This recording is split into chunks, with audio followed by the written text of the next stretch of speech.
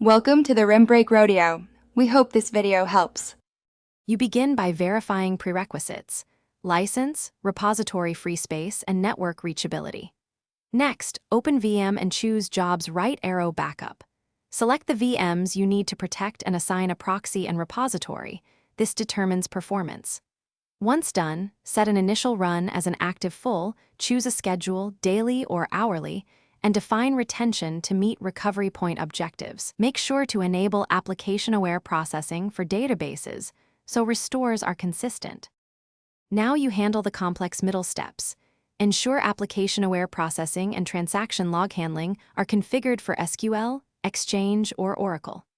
Then choose transport mode: hot add for VMware when proxies are co-located, direct send for high throughput, or network mode across subnets. Once done, configure retention chains and archive points, enable guest indexing for fast file-level restore, and set up backup copy jobs to offsite repositories.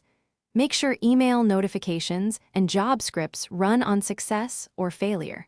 Finish by executing a test restore or sure backup verification to confirm recoverability.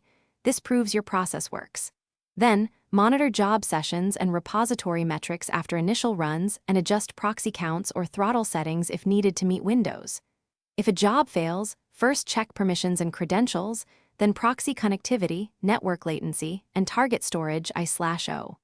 One key troubleshooting tip: when you see backup file corruption, immediately run a full active backup and validate repository integrity. Thanks for watching. Consider subscribing if we helped you.